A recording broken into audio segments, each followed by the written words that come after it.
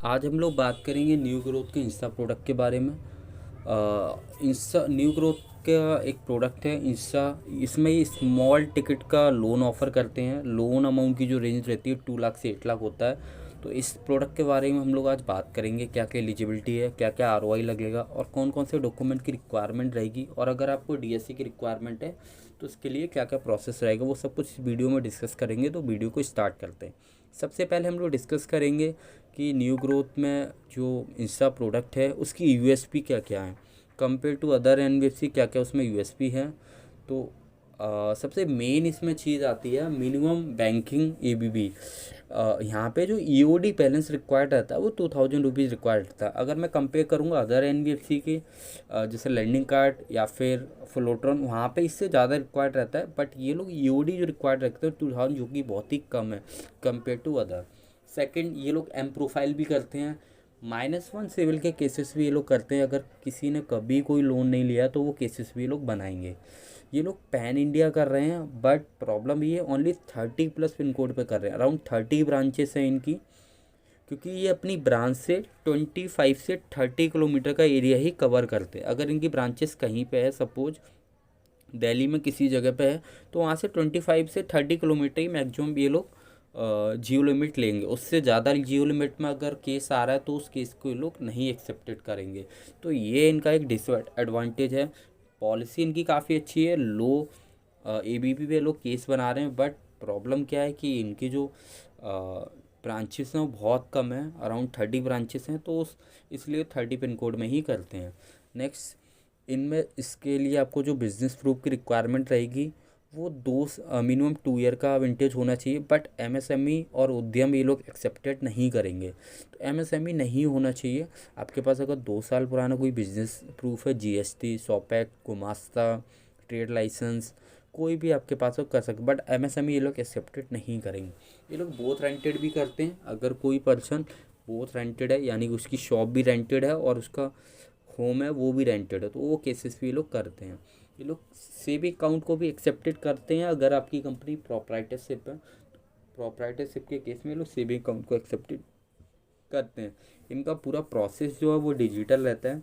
आप लिंक के थ्रू आप इनकी वेबसाइट पर जा कर के प्रोसेस करवा सकते हो। पूरा प्रोसेस जो है डिजिटल रहता है। बट यहाँ पे एक इन्होंने वो कर दिया है कि जो लोग रिटेलर हैं, जैसे जिनकी शॉप है, उनका प्रोसेस ये लोग ऑनलाइन करवाते हैं।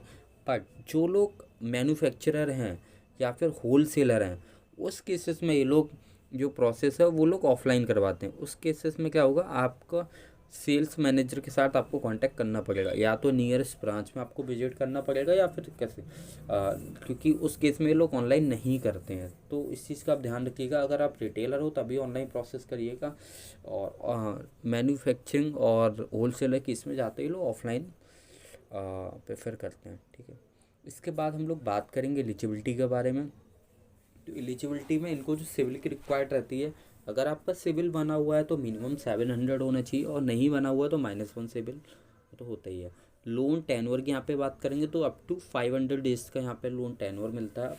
500 डेज़ के लिए आप यहाँ पे लोन ले सकते हो। लोन अमाउंट अगर रेंज की बात करेंगे तो मिनिमम लोन अमाउंट 2 लाख होता है और मैक्सिमम लोन अमाउंट 8 लाख है। ये इनके मल्टीपल प्रोडक्ट्स हैं। जो इंस्टा प्रोडक्ट है उसमें 8 लाख ऑफर कर रहे हैं। एक इनका कैश प्रोडक्ट है उसमें अलग, एक इनका रिटेल प्रोडक्ट है उसमें हायर लोन अमाउंट ऑफर कर रहे हैं। वो रहेगा कि आपकी एलिजिबिलिटी किस प्रोडक्ट में बन रही है। बट इंस्टा प्रोडक्ट में जो लोन अमाउंट ऑफर कर रहे हैं वो अप टू 8 लाख कर रहे हैं। यहाँ पे जो एज ग्रुप रिक्वायर्ड रहता है वो 23 ईयर से 65 ईयर्स रहता है। जैसे मैंने बताया, रिटेलर के लिए प्रोसेस ऑनलाइन है। बट अगर आप मैन्युफैक्चरर हो या फिर होल सेलर हो, उस केस में आपको ब्रांच विजिट करना पड़ेगा या फिर सेल्स मैनेजर से कांटेक्ट करना पड़ेगा।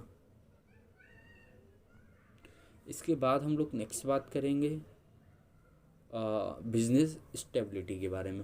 तो मैंने जैसे आपको बताया 2 साल पुराना बिजनेस होना चाहिए। मैंने उद्यम और एमएसएमई ये लोग एक्सेप्टेड नहीं करेंगे। एक्सेप्टेड एंटिटी की बात करें तो 1 person company, OPC, LLP, private limited company, partnership company, proprietorship company, यानी कि सभी तरह की कंपनीज एक्सेप्टेड करते हैं। इसके बाद हम लोग बात करेंगे रेट ऑफ इंटरेस्ट के बारे में। तो रेट ऑफ इंटरेस्ट होता है वो इनका स्टार्टिंग फ्रॉम 18 से मैक्सिमम 26 तक जा सकता है रिड्यूसिंग में। और प्रोसेसिंग फ़ीस की बात करेंगे तो अप टू 3% प्लस जीएसटी होता है। इसके बाद चार्जेस की बात करेंगे तो इनका जो ईएमआई बाउंस चार्ज है, अगर आपकी कोई ईएमआई बाउंस होती है तो 500 रुपीज़ पर बाउंस लगता है। डेली के केसेस में थोड़ा अलग होता है, क्योंकि अगर डेली अगर वहाँ पे बाउंस होगी तो वहाँ पे प्रॉब्लम आएगी। ओवरड्यू ईएमआई के चार्जेस की बात करेंगे तो 2% पर मंथ प्लस टैक्सेस है। फॉर क्लोजर अगर आप करना चाहते हो, मान लो आपका कोई लोन है, उसको आप एक साथ क्लोज करना चाहते हो, तो जो भी प्रिंसिपल आउटस्टैंडिंग अमाउंट होगा उस पर 5% ये लोग चार्जेस लगाते हैं। इसके बाद हम लोग बात करेंगे डॉक्यूमेंट के बारे में। तो डॉक्यूमेंट में in case of proprietorship company आपको केवाईसी यानी कि PAN card, Aadhaar card, business registration proof minimum 2 year का होना चाहिए, बैंक स्टेटमेंट और last statement, office address proof और बिजनेस का फ़ोटो। यहाँ पे आप बिजनेस रजिस्ट्रेशन प्रूफ में आप आईटीआर भी दे सकते हो, लेकिन कंडीशन क्या है, आईटीआर जो वो कंपनी के नाम से भरा होना चाहिए। अगर आपका इंडिविजुअल भरा हुआ है तो उस केस में लोग एक्सेप्टेड नहीं करेंगे। तो आईटीआर का अगर आप दे रहे हो तो कंपनी के नाम से होना चाहिए। इस आप कैसे बिज़नेस लोन के लिए अप्लाई कर सकते हो, इसके लिए आप सिंपल हमसे कांटेक्ट कर सकते हो, या फिर आप न्यू ग्रोथ की वेबसाइट पे जा सकते हो। न्यू ग्रोथ की वेबसाइट के लिए मैंने आपको बताया, रिटेलर हो तभी आप जाइएगा वहाँ पे, अदरवाइज अगर मैन्युफैक्चर होलसेलर हो तो वहाँ पर रिस्पॉन्स नहीं मिलेगा ज़्यादा। टीएसए कोड के लिए कांटेक्ट कर सकते हो, इसका ऑनलाइन पोर्टल होता है, वहाँ से आप अप्लाई कर सकते हो। बट वही है, वो आप देख लीजिएगा आपके नियरेस्ट ब्रांच कौन सी है। अगर उसके ब्रांच के उसकी जो जियो लिमिट है उसके अंडर में अगर आप केसेस उठा रहे हो तो वही केसेस होंगे, अदरवाइज केसेस नहीं होंगे। तो इनका जियो लिमिट है वो 25 किलोमीटर से 30 किलोमीटर का रहता है, ठीक है।